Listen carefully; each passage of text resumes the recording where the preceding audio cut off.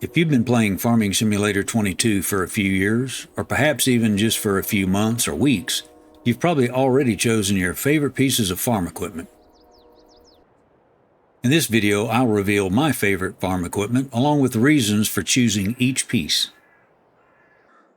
Hello and welcome to the Farm Bubba channel, where we help you learn all you need to have the most fun in Farming Simulator 22.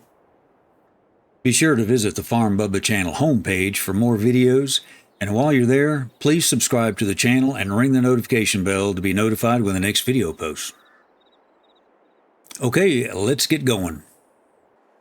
All of these mods are available on the Mod Hub for PC, and some of them may or may not be available for console.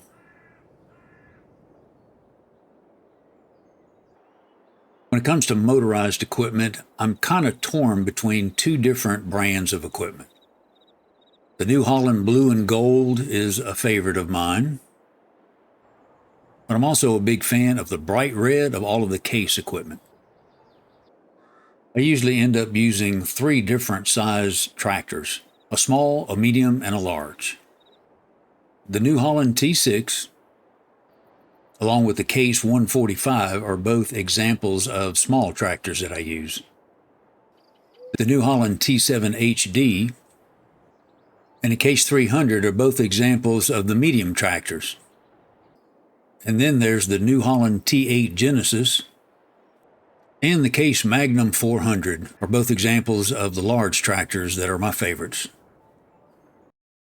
When it comes down to options, I usually do the same thing with both brands of equipment.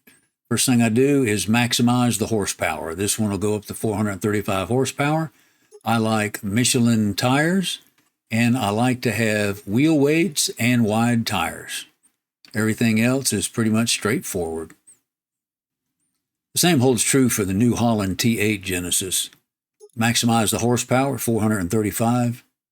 They have Michelin tires also, and wheel weights and wide tires. The medium tractors and the small tractors for both brands are all set up just exactly the same as the large tractors we just looked at. When it comes to harvesters, I'll usually choose the Case Axial Flow 9250 or the New Holland Twin Rotor Intelligence CR790. The Case Axial Flow 9250 gives us 634 horsepower, and it'll take about 14,400 liters of grain. It's also available with Michelin tires, and if we ditch the twin wheels, we'll save a few $1,000s doing that. And our New Holland CR Intelligence gives us 503 horsepower. That's a little less than the Case model, but this one can hold 23,600 liters, and it doesn't cost you a dime more. It can be had with Michelin tires also. You can also tint the windows, and there's a few other options here you can put, but they all add money. One upgrade worth having is the long pipe. When it comes to headers for our combine, I like this Draper 45-foot model. Big advantage of this particular header is that it has built-in wheels, so we do not have to hassle with trying to mount this thing onto a header trailer in order to get it from point A to point B. When it comes to a header for corn and sunflowers, I like the Capella Diamant 12, mainly because of this feature here. This header will fold so that you don't have to worry about trying to transport it from point A to point B. You can just fold it up and drive down the street with it.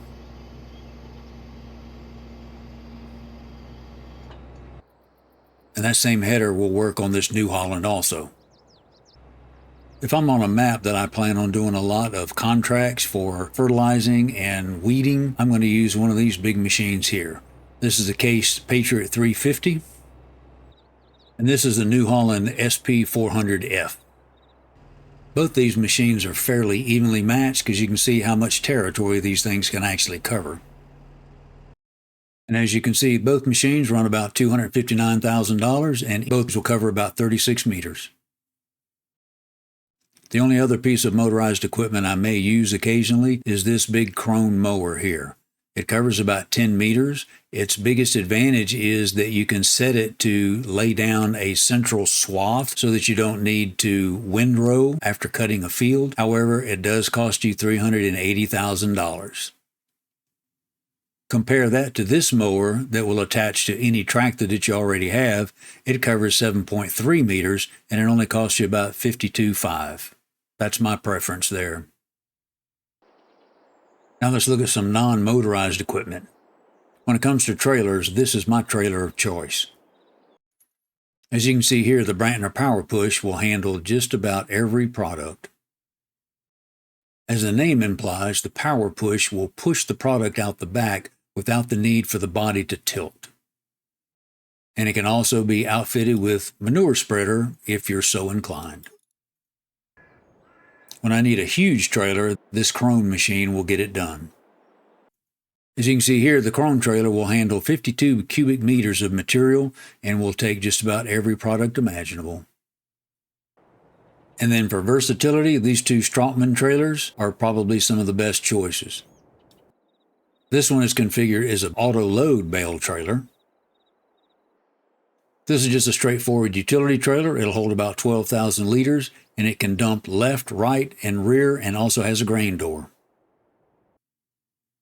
This is the Strautmann auto-load bale trailer. It can be configured in a lot of different colors, a lot of different options.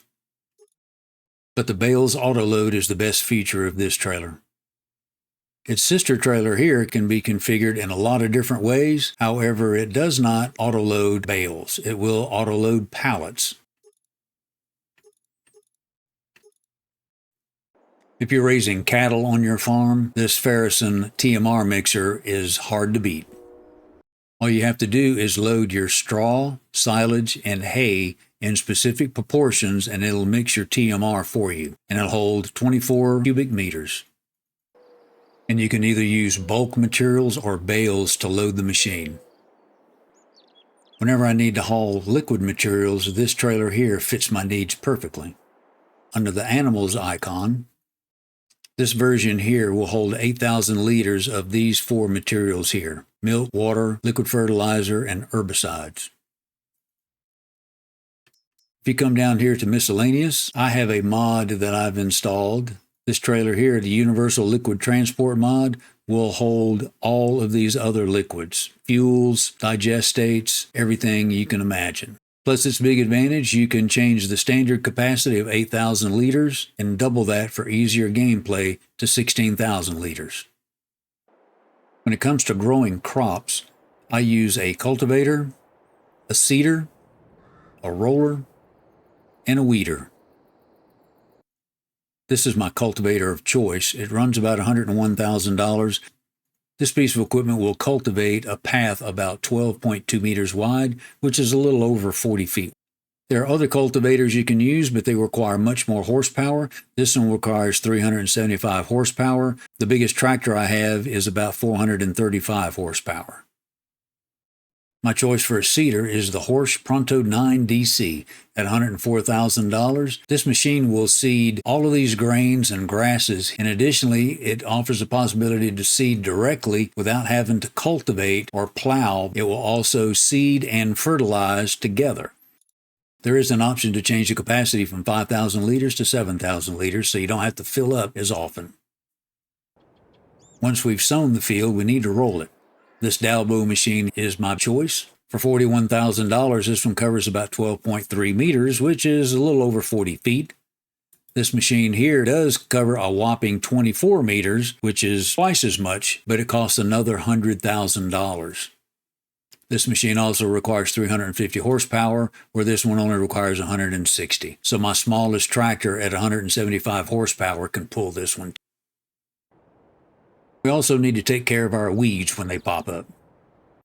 If we look at all of our weeders here, all of these machines will only work on small weeds with the exception of our hoe, which will pull out small and medium weeds.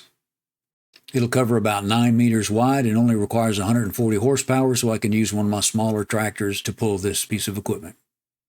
So as long as I take care of my weeds in the small or medium growth stage, this machine can do both. As you'll recall a moment ago when we compared a self-propelled mower with this tractor-attached mower, there was a huge price difference.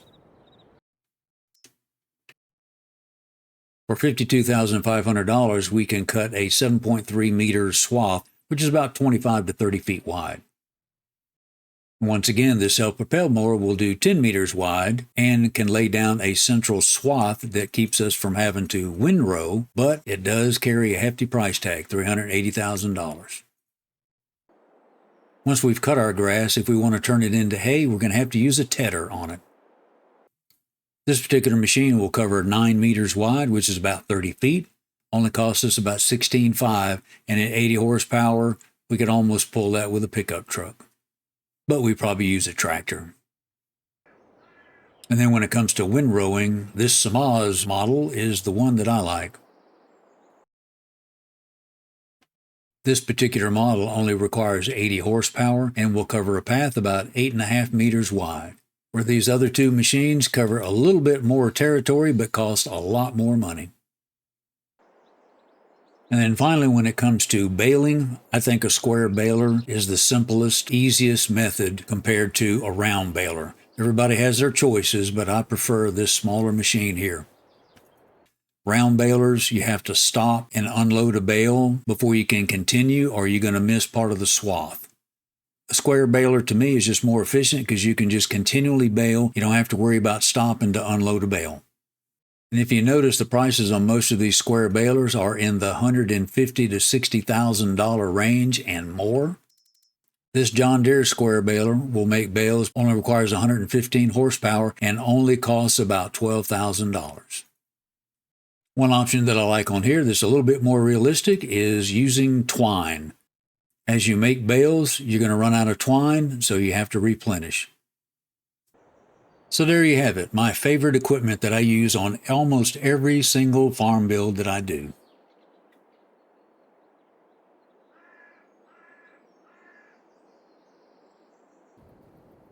Be sure and leave me a comment below and let me know what equipment you like to use as your favorites, and see if maybe some of my equipment might be something you want to consider. If you enjoyed this video, please give it a thumbs up. Be sure and visit the Farm Bubba channel homepage for more videos, and while you're there, please subscribe to the channel and ring the notification bell to be notified when the next video posts. As always, thanks for watching, and we'll see you next time.